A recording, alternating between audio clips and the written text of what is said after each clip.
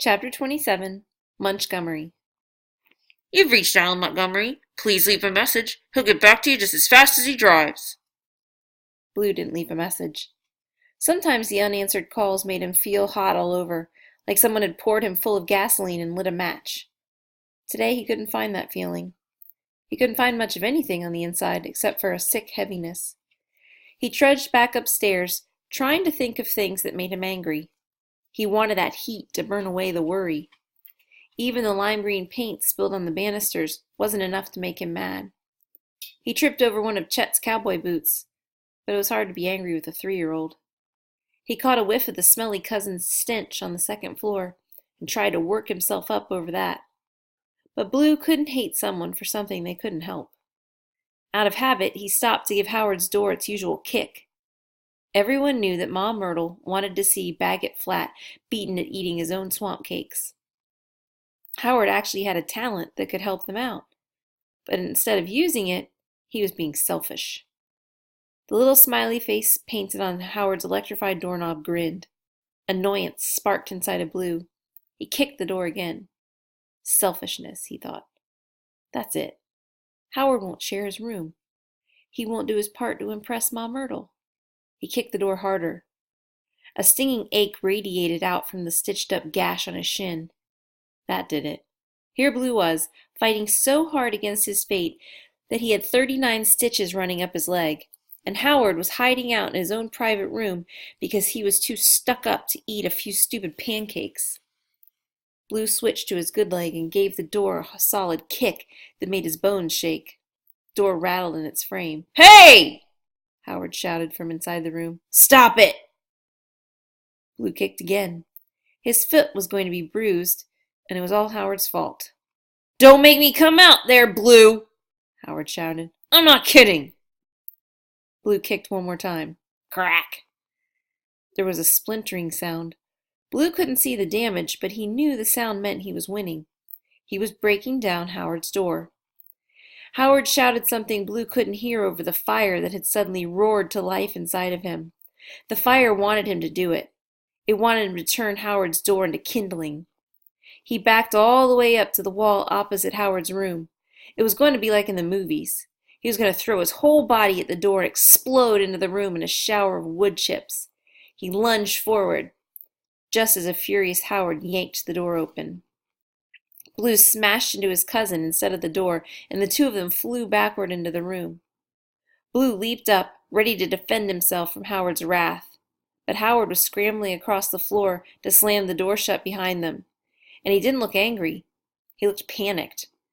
He jerked the bolt and reached for a tangle of wires that Blue guessed were his electrocution system. Then he leaned back against the door, closed his eyes, and took a deep breath. "What's the matter with you?" Blue demanded. His eyes were taking in the rest of Howard's bedroom. It was full of stuff that didn't make sense. There was a barbell in one corner and an old television in the other. It had insane pain fitness discs stacked on top of it. The box of moon pies Millie Flat had sent over weeks ago was beside them, unopened, and against the opposite wall, a jumbo-sized trash bag bulged with garbage. It was so stuffed that the white plastic had stretched thin and the contents were almost visible. Blue could identify the previous night's sweet potato souffle by its orange color, and there was a stick of beef jerky poking out of the top of the bag. "What is all of this?" Howard groaned and slid down the door to sit at the base of it with his face in his hands. Blue realized then that he was wearing workout clothes, and he was sweaty. "Why would you work out?" he asked. "I mean, your whole talent is staying healthy no matter what you eat." "I just really like exercise," Howard said into his hand. Blue frowned. "You like to do workouts called insane pain?" Howard nodded. "But it's some kind of secret?" Blue's brain couldn't wrap itself around the problem. Why had Howard hidden sweet potatoes in his room? Had he just taken a plate up and then realized he didn't want to eat it? And, Blue sniffed, why was Howard keeping garbage up here when it smelled like it should have been thrown away days ago? "Don't tell the others," Howard said. "Please, you can't." "Well, I mean, it's weird that you would lift weights if you don't need to, said Blue, but I don't see why the others would care. Because, said Howard, finally looking up. Blue, I lied about it. About the weightlifting? No, Howard moaned. About my talent. Every couple of generations, someone gets eaten, Howard said, aiming a can full of glorious gardenia air freshener at the garbage bag. By the alligator. By Munch. Blue, who had been flipping through the stack of exercise videos, looked up. What? I said someone gets eaten by the alligator, Howard hissed. That's ridiculous, said Blue. I've never heard of that. Because your dad is so interested in the rest of us, Howard said sarcastically. I'm sure he tells you family stories all the time. Blue didn't know what to say. Howard tossed the air freshener onto his bed. It's true, he said. Someone will be born with a weird birthmark shaped like an alligator tooth, or there will be something else about them, and then one day they'll just be gone. You're not going to be eaten by an alligator, Howard, said Blue. Those other Montgomerys probably ran away from Murky Branch. People do it all the time in this family. Howard glared. I know what I'm talking about, and it's not an alligator. It's the alligator, the one from the story. He stalked over to the window and pulled up the blinds. So you think you have a weird birthmark somewhere? Blue said skeptically. Howard turned the window latch. Blue noticed that there was a small decoration on the wall right beside Howard's window. Walcott Montgomery, by himself, staring up at a circle. The carvings must be all over the house. Not a birthmark, said Howard. In my case, it was my birth certificate. Your birth certificate said you were going to be swallowed by a golden alligator named Munch. Howard lifted the window and started fanning the flowery garbage smell outside. Sort of, he said. When I was born, the nurse got my name wrong. Howard Munchgomery. That was when everyone knew.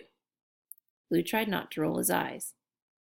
Howard, a typo doesn't mean you're going to be eaten. It's not something I just made up. Howard's voice was tight. They say that Cousin Norabelle went all the way to Australia, hoping to avoid Munch, and she'd come back to Murky Branch for just one night to be a bridesmaid at her sister's wedding, and when they went to wake her up the next morning, they saw the gator? They found mud and claw marks all over the room, and the only thing left Norabelle was a crinoline. Blue hoped a crinoline was something like an appendix, not absolutely necessary for your continued good health. Maybe Norabelle was playing a joke on the family. Blue stacked the insane pain videos back on top of the television. Maybe she hated her sister and wanted to give her nightmares. Howard shook his head. Everyone knows it happens sometimes. Someone will be born without any apparent talent or curse, and then one day, gulp. Is that why your mom? Blue didn't know of a nice way to put it.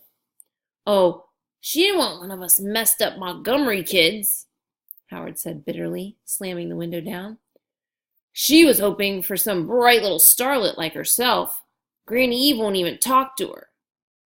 But if everyone knew you were going to be munched on when you were born, then why? Howard stared out the window.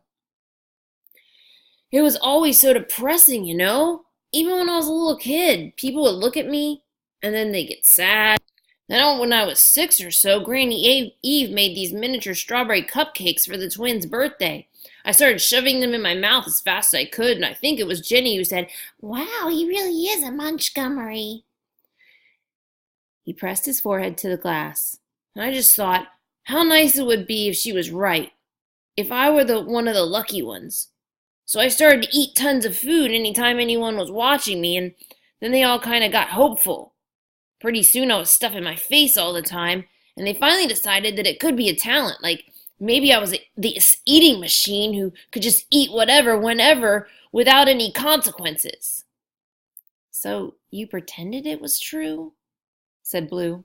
Well, for a while I thought it might be. I wanted it to be. Then I ate 4 bowls of Frosted Flakes one morning and it made me barf. Only by then, I couldn't tell anyone the truth. Because they'd stop looking at you like you were someone special? Blue said. Yeah. Howard turned back around. I wanted to be one of the special ones, but it was more than that. I don't want them all to worry about me. Blue couldn't imagine fooling people for that long. So, you work out a lot. Sure, said Howard, flexing his arms so that his muscles stood out. I do enjoy it, but it also deflects suspicion. I try to eat a lot of protein and vegetables, and I have all these tricks. I hid 18 pieces of French toast under my shirt once without anyone noticing. Gross. Yeah, and it was wasteful, said Howard. But if it keeps people from knowing the truth, I'm okay with that. Granny Eve doesn't need to be afraid for me on top of everything else.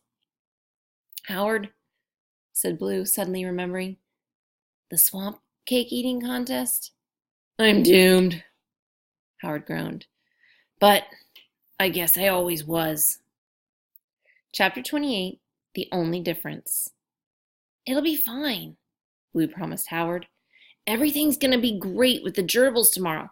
Mom Myrtle will be so impressed. There won't even be a grand review. You won't have to eat 1,000,000 swamp cakes without puking. The two of them had been talking for over an hour, and it was almost time for supper.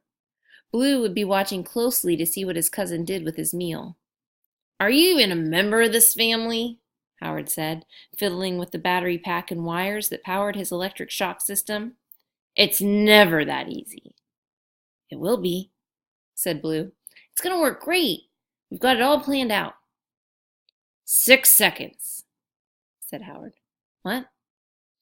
Howard pointed toward an empty plate on the floor beside his dresser. It was covered in green crumbs and cane syrup.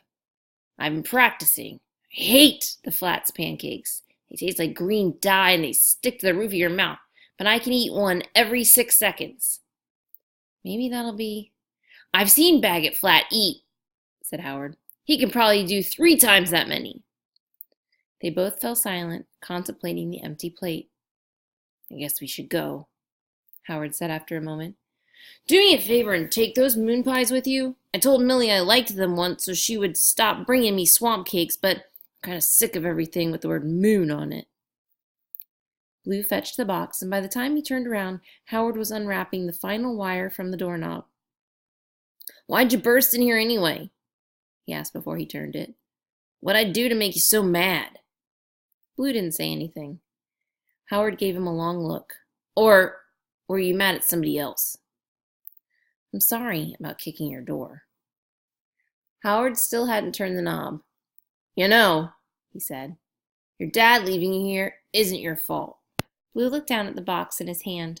The yellow crescent moon on top of it was smirking up at him. Yeah. Listen, said Howard. Ida's always telling me to keep my thoughts to myself. She's all, let Blue figure this out on his own, Howard. And you don't know what Uncle Alan might be dealing with, Howard. Blue's head jerked up. You've talked about me behind my back? A little. Anyway, I just want to make sure you knew it's not even about you. Your dad leaving you. It's about him. Blue forced a smile onto his face. Okay, fine. Great. Can we go to supper now? Howard frowned. Yeah, okay. Just remember what I said. Got it. And Granny Eve's not mad about you being here, either, in case you were worried.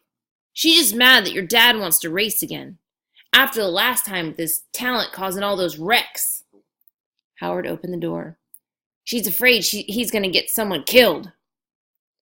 Howard stepped out into the hall, but Blue was too dumbstruck to follow him. Hey, said Howard, looking around. Don't leave me standing here with the door open. Someone might see me. What? I said don't leave my stand. No. Blue took a step toward him. What do you mean? He caused all the wrecks. Those were accidents. Howard raised an eyebrow at him. What do you think happens when your dad isn't the best racer on the track? Well, he's always the best racer on the track. No, said Howard. "He always wins. It's not the same thing at all."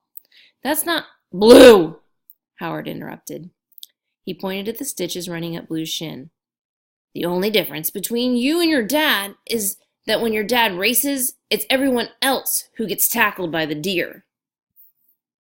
Chapter 29, Just One Gerbil at a Time. "I think," said Tumble, "that somebody ought to find that alligator and give it a kick in the tail before it ruins anyone else's life."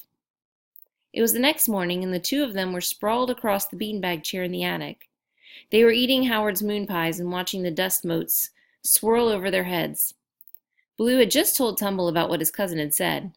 He had stayed up all night, trying hard not to believe it, but the more he tried, the more questions he had. How did his dad win everything? He wasn't the strongest man in the world, and he was fast, but not the fastest. In fact, Blue's dad was pretty normal, but his talent let him win every single time. How? By making everyone else lose? It had to be the truth. Only Blue had never known the truth was something that could gnaw on you with invisible teeth. "Maybe if you got your dad's side of the story," said Tumble. "He'd have to answer the phone for that to happen." "Ah," she said. "Right." "What did you want to tell me again?" Blue asked. "Before I mention Howard and my dad and all of it." Tumble hesitated. "Nothing major." "You said it was about your fate?" "It's not important. I mean, it might not matter after today anyway. Breaking Ida's curse might get rid of the fates for good." "I'm trying not to be too hopeful," he said. "If it convinces Mom Myrtle to send the relatives away and tell the twins how to find Munch, that will be enough for today." "You have to think more positively," said Tumble. "Doubters can't be do-gooders." She sat up and reached for her emergency backpack. "Here, let me show you something." She pulled a wrinkled silver envelope out of the front pocket. It was covered in tiny, sparkling stars. "It's from the Maximal Star Young Heroes Fan Club," she said, passing it to Blue. "I found it in the trash can." "Your parents threw it away?" said Blue, outraged. "Without telling you?" "They don't trust me to take care of myself. They think that they're keeping me safe by bringing me out here where I can't see anyone or do anything, and I guess Maximal Star doesn't fit into their plans." Blue pulled the flyer out of the envelope and read it. "It says Maximal Star's on tour. He's going to be in Georgia." "I looked it up on a map," said Tumble. "The town is about an hour away from here." "But they have to let you go." Blue waved the flyer at her. He didn't care about Maximal Star, but this would be a huge deal for Tumble. "He's your hero. And you're a hero, and this is a huge heroing event. How many chances like this do you get?" "They don't think I can do it," said Tumble. "They never have." "Well," said Blue, "you're going to have to prove them wrong today." They didn't have much longer to wait. Ida was doing breathing exercises to relax herself before the ordeal. Howard and Jenna were preparing the Gerbellion for their most important mission ever, and Millie Flat had volunteered to help. When it was time, Tumble pulled Blue to his feet. "This is it," she announced to the attic at large. "Today we're going to break a curse, and we're going to prove everyone that there's nothing wrong with us, and everything is going to be terrific." Ida wasn't terrific. She was terrified. Blue had gone to fetch her, while Tumble, Howard, and Millie were setting up the Gerbellion's maze in the front yard. The maze included gerbil-sized tight ropes and tubing and staircases. According to Jenna, the gerbils could navigate in it under a minute on a good day. If the exhibition was going well, Ida was supposed to help Jenna direct the gerbils through the maze to a pile of sunflower seeds. But that was advanced stuff, and Ida was in an advanced state of panic. I know you all think I'm a big dumb coward," she stammered. She was huddled in the corner of the twins' bedroom, shaking. "Well, you're not dumb," said Jenna. Blue glared at her. They were both crouching beside Ida, who was crushing her hands to her head in misery. "You're not a coward," he said to Ida. "It's not wrong to be afraid of things that can really hurt you." It was Jenna's turn to glare. Excuse me? She mouthed at Blue. Not helping. But Blue thought he knew what he was talking about better than Jenna ever could. It's not wrong to be afraid, he insisted. It's smart, actually. If you were dumb, you'd run around trying to pet cats, and you wouldn't wear snake boots, and you'd probably be all kinds of dead. Ida finally looked up at him. So, why am I doing this? She said. It's crazy. Because, said Blue, sometimes being smart and afraid isn't okay anymore. Sometimes being afraid of losing is worse than actually losing. And when it gets that bad, you've got to do something different, even if it's a little crazy. Ida took big, slow breaths, trying to calm down. I could, she swallowed. I could hold maybe just one gerbil at a time, like yesterday. Jenna hesitated. That's not what we planned. That'll be fine, said Blue. Ida was the kind of person who gave you a lemon cake candle and a beanbag chair to welcome you to your attic. Blue wasn't sure about a lot of things lately, but he was sure that she didn't deserve to be bullied into saying yes.